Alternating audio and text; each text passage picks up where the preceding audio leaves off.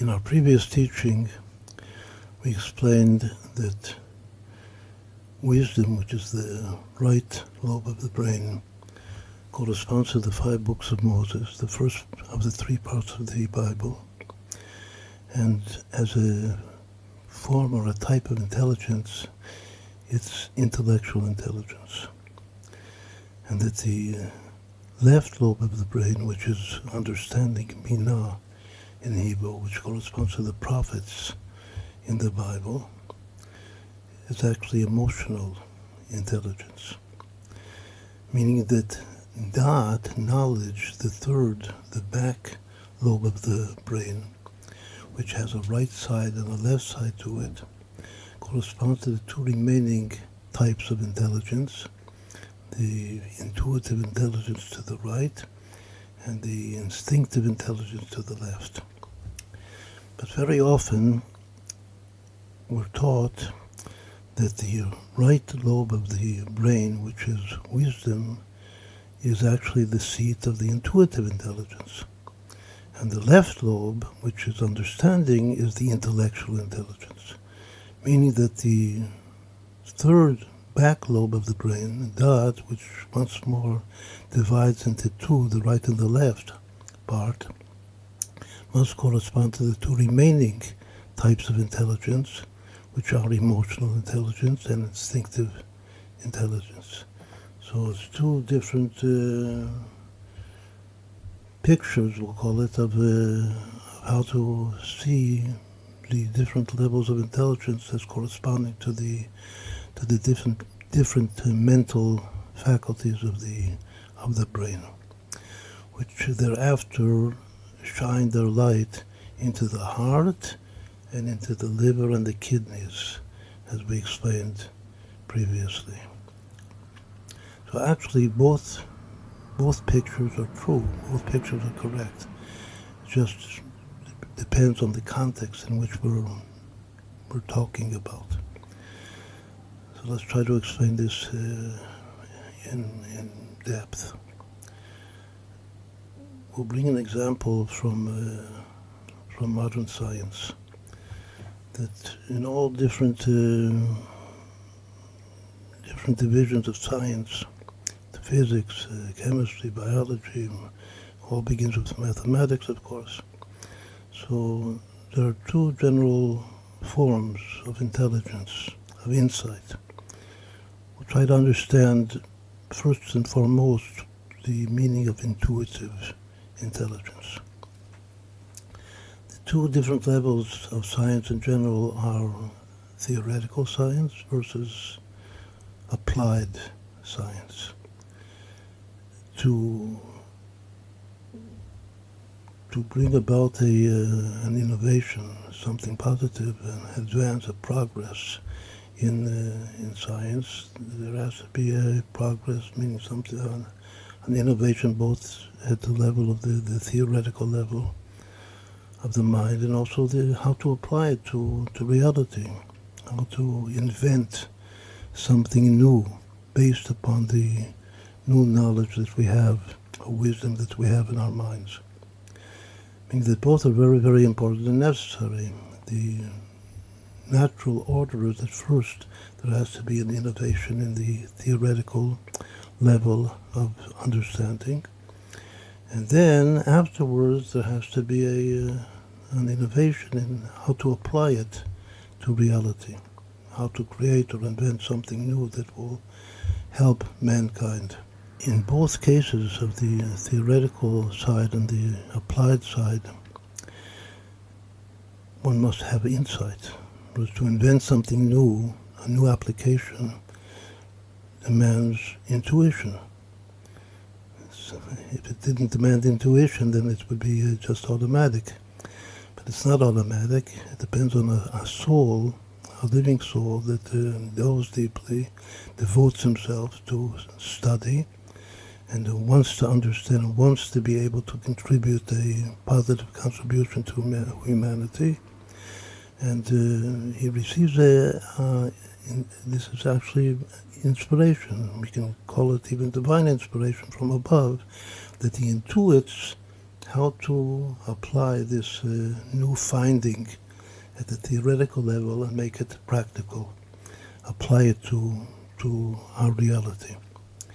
That intuitive intelligence, we'll call it the applied intuitive intelligence, is the intelligence of the kidneys. Because the kidneys represent how to make it work in reality. The kidney is the advice. And once more we're taught that the kidneys give advice. What advice do they give? They give pragmatic advice. How to apply things to reality in the best way. But the theoretical side, which also demands great intuition, whether it's something new in mathematics or something new in physics or any other discipline of science, also psychology, the same thing. The theoretical innovation is also intuition. That's the intuitive intelligence of wisdom. Meaning that wisdom is actually in the mind the source of the intuition of what's called the kidneys, which is how to apply it to reality. So in our first model, that we said that the intuitive intelligence is the right side of the dot of knowledge, that is because we explained that the three levels of the brain or the mind, wisdom, understanding, and knowledge, descend to enlighten all of the mental faculties. The wisdom contains and enlightens all of the three mental faculties, and understanding all of the first three, especially the first three essential emotions of the heart. That's why it relates to emotional intelligence. And that, which is the third, that descends to the kidneys and the liver. So based upon that understanding, we explained that must mean that wisdom, which contains all of the mental faculties, is actually intellectual intelligence. And Binah, understanding, which shines its light into the heart, into the basic emotions, the basic three emotions of the heart, which are love and fear and compassion, that corresponds to emotional intelligence. But the that, which descends further into the kidneys and into the liver, that those two are the right and the left, come from the right and the left sides of knowledge, they must correspond to intuitive intelligence and instinctive intelligence. But as we now said, there's another way to see the correspondence, and that way to see the correspondence is not as we wanted to relate all of the faculties of the mind to all of the faculties of the soul in general, all of the 10 levels of the soul. If we just look at the mind per se itself, so intuitive intelligence is wisdom, and intellectual intelligence is understanding. And the right side of knowledge is intuitive, is emotional, is emotional understanding, and that's because we're taught that that is the bridge that connects between the mind and the heart. The origin of the emotions of the heart is in understanding Binah, but the bridge which actually connects the two, or gives birth to the emotions from the mind is like a father and a mother that gives birth to its children. And the process of giving birth is by means of the faculty of knowledge, of that. And the right side is what gives birth or reveals especially the love and the compassion in the heart. Because the right side of that descends and connects the mind to the first three primary emotions of the heart, which are relative to the three next lower emotions of the heart, right versus left.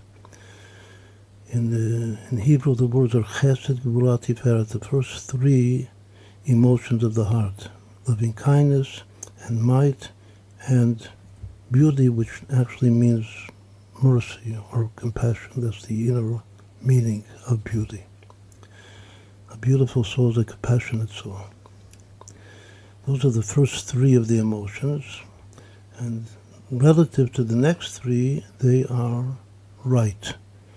The next three are called confidence and acknowledgement, which means thanksgiving, and verification or self-fulfillment, which is it's called the Shirav Yesod, the foundation. And those three are, as we said before, they're applications. They're how to make our intelligence, our mental intelligence, and our emotional intelligence, how to bring it into reality. And those three derive from the left side of the dot. So according to this manner of seeing the relation between the mental powers and the emotional powers of the heart, the left side of the dot, actually in both correspondences, the left side of the dot is instinctive, is the origin of instinctive intelligence. Because instinctive intelligence is, in our first form, it goes together with intuitive, but that's the intuition of the kidneys. But as a whole, the kidneys and the liver together are instinctive intelligence, meaning that actually in this manner of understanding, the kidneys are a part of the liver. And it's all instinct. And if it's instinct, it's a very viable and necessary thing in life. And it itself has intuition what to do and what not to do, and how to perform, how to make things work pragmatically. So this is the way to put both manners of understanding the relation between the 3 or 4 mental faculties to the emotional, to all of the 6 emotional levels of the soul.